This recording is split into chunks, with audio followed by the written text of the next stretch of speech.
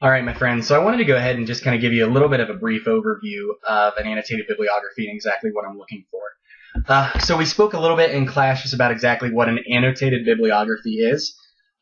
Remember, first of all, in this class, you have to do APA style formatting when it comes to your sources. And we're going to walk through a little bit of what that is. Hopefully you got a background in that when it came to CIS 110.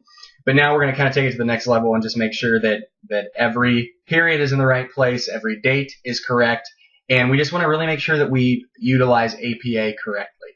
For those of you who get frustrated with APA, I understand. I feel your pain. All APA is just a formatting style. And it's important because it just establishes consistency in papers and academic journals and all that different kind of stuff. So if you kind of understand the philosophy behind it, it's just a measure of consistency. That's it. It really helps, I think, to kind of grasp just why we do APA, because it's not just for fun. It does serve a purpose, and it is intentional in serving that purpose. So it is just trying to establish a measure of consistency and also just try to get everybody on the same page with how they cite sources. So with that being said, you will have to commit to submitting to me an annotated bibliography as an individual. And what I will allow you to do for this particular assignment is you can submit that as yourself with just your 5 sources, or you can submit one large annotated bibliography as a group. If you do that, let me just say a few things. You must identify in some form or fashion who submitted which resource. Remember, everyone in the group is still responsible for having 5 resources at least. You can have more than that, but everyone is responsible for at least 5. So what you must do is you must make sure that everybody in your group does their allotted work. Here are some benefits to having just one particular document that has all of these resources. Kind of establishes a research pool for you. So when you start to craft your position papers, you automatically have a resource list of 20 to 25 sources that you can utilize, which is great, and that really helps. It also kind of creates an understanding with your group members that you kind of know where you're going and where you're heading as far as doing research. If it would be helpful to you, we can look at just UK Library's website and kind of show you and walk you through that research process. I'm more than happy to do that. I think it's helpful and beneficial. But kind of puts everybody on the same page, makes sure you don't have duplicate resources, and then also just establishes a research pool for you to start looking at for your position papers and all that different kind of stuff. So really, I believe if you utilize this particular assignment correctly, you'll be great. And you will establish a really clear footing and foundation for your group as you move through the process of position papers into symposium presentations into digital projects. So that's a justification for why I say you can utilize a group effort. I'm cool with it, but remember, you're still finding individual assignments. A couple ways that you can do an actual group document. First of all, Google Docs. I don't know if you're familiar with that. If you are, I would encourage you to use Google Docs. It's easy. You can craft something directly onto the document. It's great. Second resource you can use is called Dropbox. And I have in the background here just Dropbox. You can just go to Dropbox.com. If you don't have a Dropbox, I would encourage you to get one anyway. It's a great online storage system where you can put documents, videos. You get a ton of storage space and get more, actually, if you can kind of initiate someone else using your link to get Dropbox. So it's great. You can kind of almost get unlimited storage online. But if you do Dropbox, you can create a folder and then create a document that is shared and work off of that. If you're just interested in doing one document, I would use Google Docs.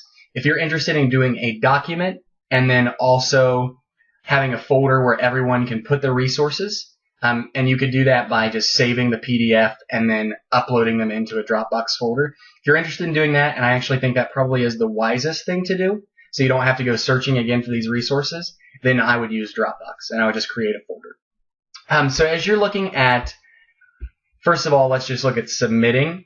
When you go to Blackboard and then into assignments, you will be able to find where you submit your annotated bibliography. Now, all of your assignments, right, are listed there for the entire semester. I'm changing the due date. I'm going to give you one extra class day, so this will not be due on this particular date. One other thing that I want you to think about, I want you to try to utilize your classmates in your group as much as possible. If you and your group submit one annotated bibliography, only one member of the group has to submit that. But again, please make sure you identify which individual found which resources. So I want to show you another resource that I think will be helpful as you craft this. For those of you who have never heard of Purdue OWL, it is great.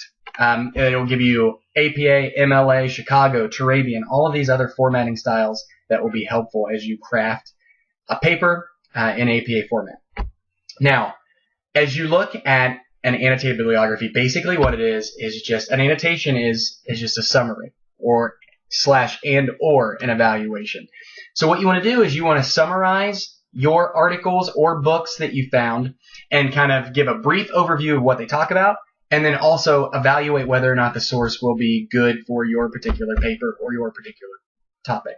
So it's not just a matter of summarizing. We can get that in an abstract. It's a matter of summarizing and evaluating, saying, I think this could be really helpful, or maybe not, and then just kind of going through that process. As you look at a format for this, you're going to have an APA citation, just like you would on a reference page, of the actual document, article, book, whatever. And then below that, you're going to have just the paragraph, and I use paragraph very, very, very purposefully because it literally should only be maybe 3 to 5 sentences for this one, summarizing and evaluating that source. So as you look at this, it's probably going to be maybe a page and a half of total writing from you, but make sure that you do APA citations correctly. Now, another thing that Purdue OWL does well, they do a great job, I'm going to have to find it now that we've done that, of kind of showing you exactly how to do an APA citation.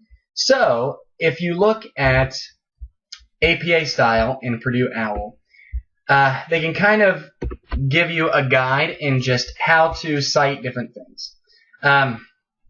As you look just at a title page for APA, we aren't going to go into this a ton, but remember on the front you have running head and then your title in all caps, and then you can see title again, name, and then university. So for you it would be Kentucky.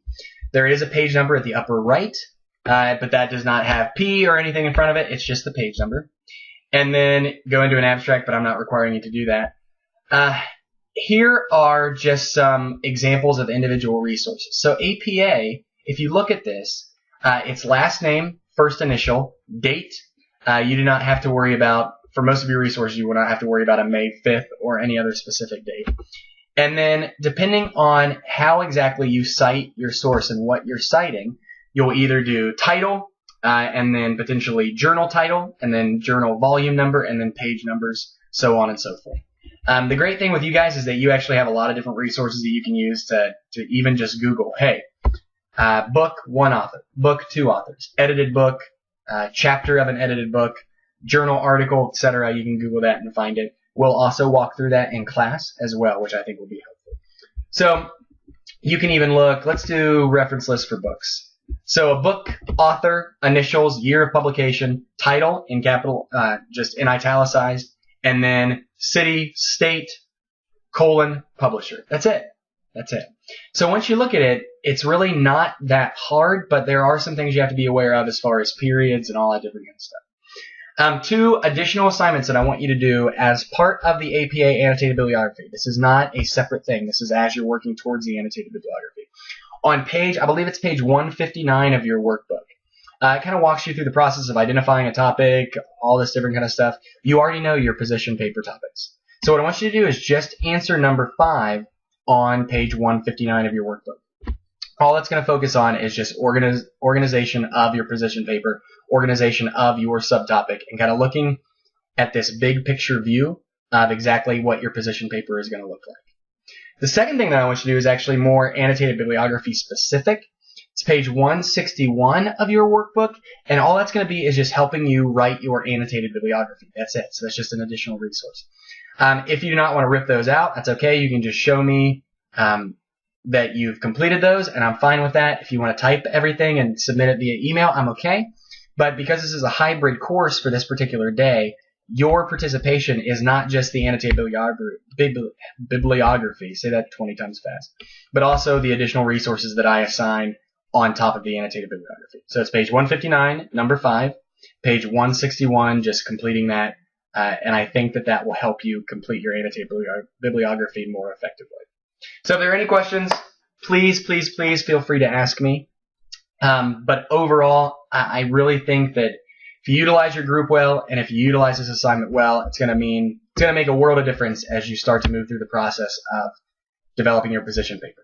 So if you have any questions, please feel free to ask. I'll post additional materials and additional resources as well. Thank you.